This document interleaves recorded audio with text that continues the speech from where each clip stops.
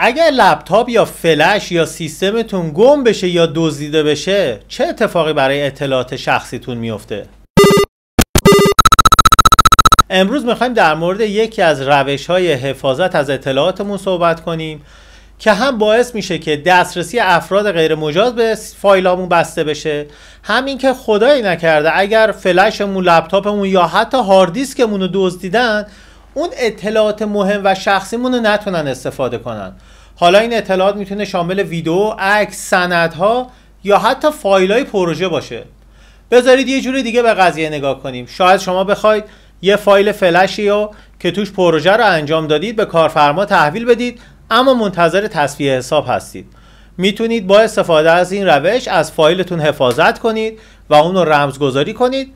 در صورت تصفیه حساب کلید باز شدن فایل رو به کارفرما بدید و مطمئن باشید که باز کردنشون تقریبا غیر ممکنه. بیتلاکر یکی از قابلیت‌های ایمن و کاربردی بسیار بسیار خوب ویندوزه که به شما اجازه میده بدون نصب هیچ برنامه اضافه‌ای در تمام نسخه‌های ویندوز به غیر از نسخه هوم ازش بتونید استفاده بکنید.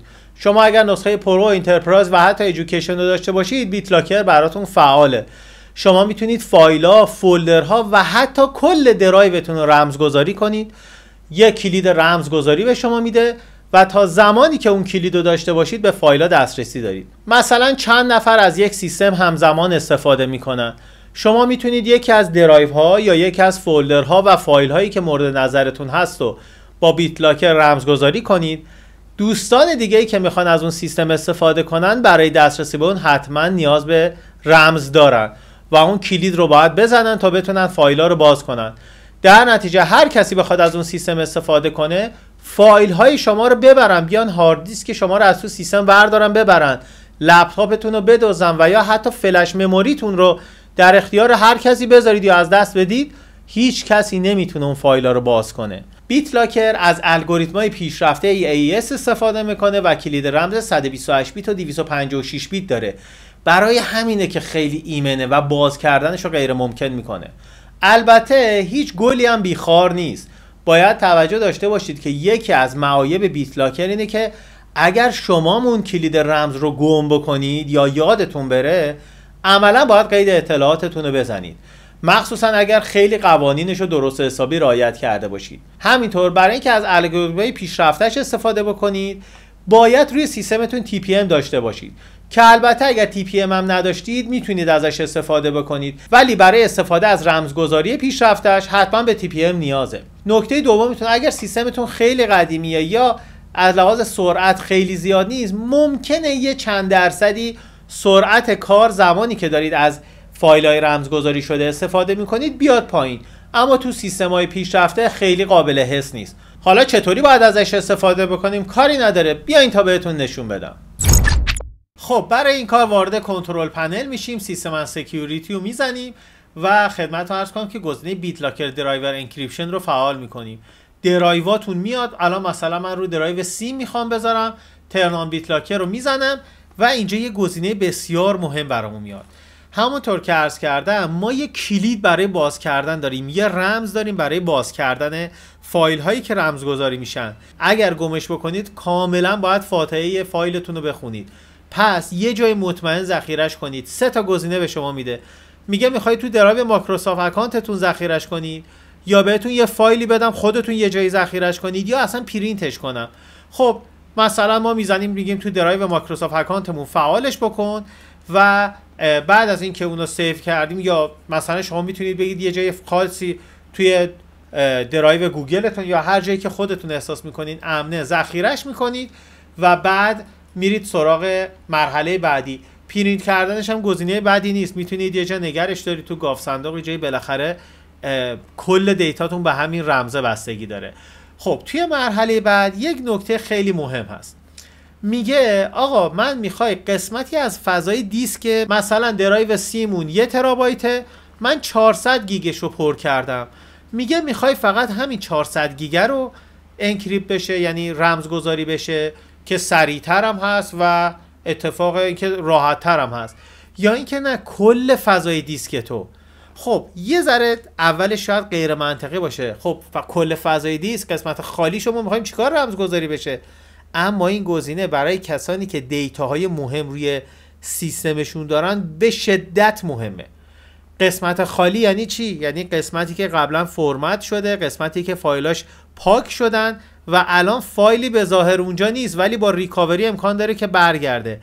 پس اگر شما قراره که یک دیتای بسیار مهمی رو روی سیستمتون بوده یا میخواید نگهداری کنید یا خیلی میخواید که امنیت رو ببرید بالا، باید فضای خالیتونم جزء رمزگذاری بیارید که قابل ریکاوری نباشه.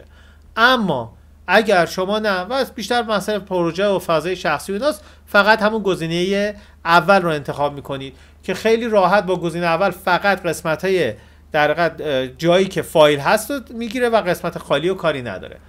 خب نکته بعدی، باز یه نکته مهمه، اینا رو باید حتما توجه بکنید که فعالیتتون از این به بعد با مشکل روبرو نشه. میگه ما 2 تا روش انکریپشن یا رمزگذاری داریم، یکی روش جدید، متد جدیده، یکی هم روش قدیمی. متد جدید همونطور که میبینید فقط در ویندوز 10 آپدیت 15/11 به بالا قابل دسترسیه، یعنی نسخه های ویندوز 10 قدیمی تر قابل استفاده نیست، نسخه های جدیدتر همه قابل استفاده است. روش جدید از روش XTS AES میره، یکی از جدیدترین و پیچیده ترین الگوریتم‌های رمزگذاریه که تقریبا میشه گفت توی باز کردنش جزء محالات، امکان هر چیزی هست ولی این جزء بهترین حالت‌های در حقیقت رمزگذاریه. اگر شما قرار هارد دیسکتون یا فلش مموریتون یا هر چیز دیگه ای رو ببرید جای دیگه ای از این سیستم باز کنید به سیستم دیگه ای ببرید و مطمئنید که اونجا ویندوز 10 نسخه 15/11 به بالا داره، یعنی یا ویندوز 11 یا 10 15/11 به بالا داره، از گزینه نیو انکریپشن متد میرید یا مود میرید، عذرخواهی میکنم. و اگر مطمئن نیستید و امکان داره روی ویندوزهای قدیمی تر هم بخواید اینو اجرا کنید، باید از گزینه کامپتیبل مود برید که با همه ویندوزهای قدیمی هم قابل استفاده باشه.